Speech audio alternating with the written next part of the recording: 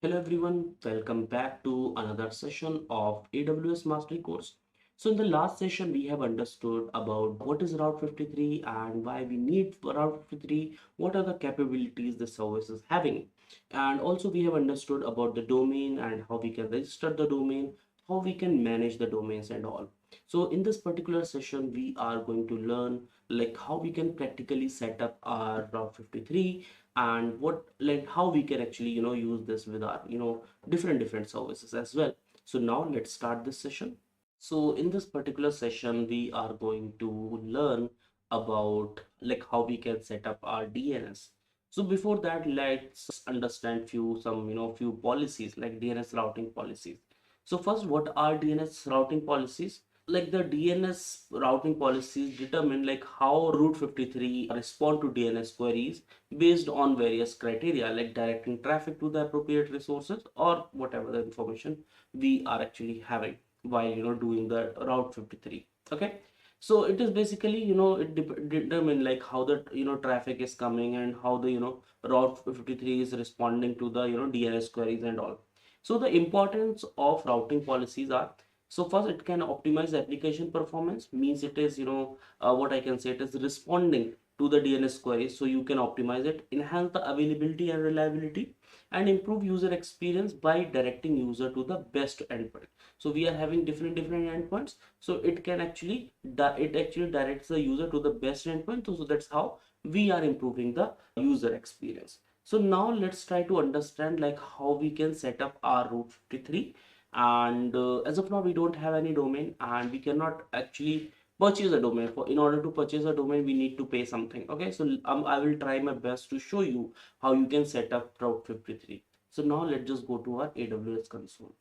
So as you can see, like I'm on the dashboard of Route 53, and here we are having four options. First one is DNS management, second one is traffic management, then the third one is availability monitoring and the domain registration. Okay, so here with domain registration we can register domain, we can transfer the domain. Basically overall we can manage and register domain in the fourth option.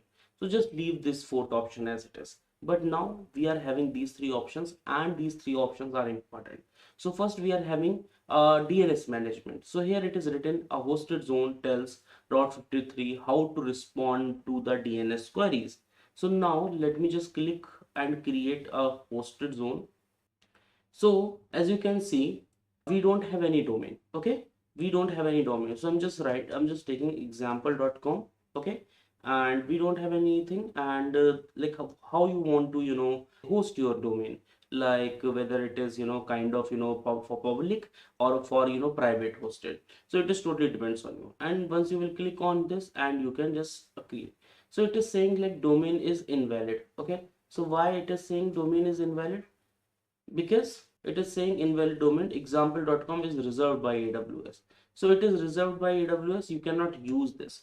So for that we need to have our own domain. So as of now we don't have any domain, so we cannot create a hosted zone. Okay, so we cannot create a hosted zone without having any domain. So now just coming back to this thing hosted zone, so we cannot do this.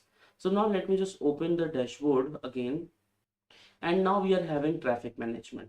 So it's a kind of visual tool and by which we can actually set some policies by which we can manage the traffic on our website.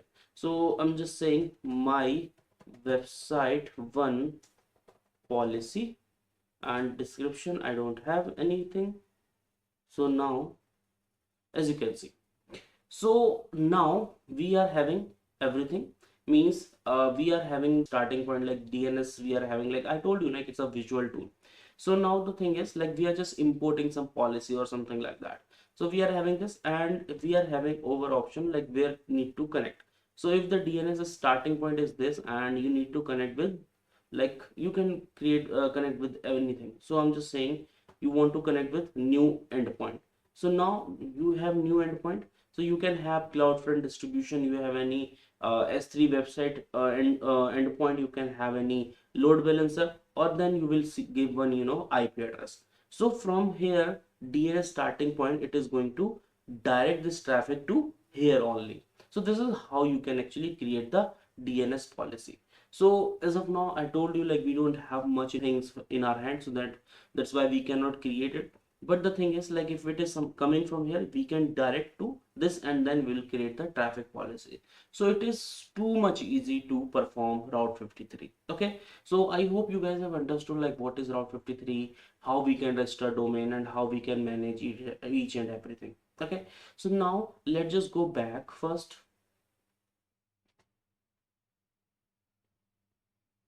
Okay, and now here we are having the availability monitoring. So if we are having anything, we can monitor that. Okay, if we are having anything, we can monitor that. Again, like it is asking for the domain, again we cannot do that. So once you will add your website, it is going to monitor like how much traffic you are getting, from which place you are getting the most traffic, and what kind of traffic you are having. So each and everything you are going to get. It's just a matter of having a domain over here. Okay, so generally we don't go there, but if you want, you can purchase a domain and you can perform this by your own.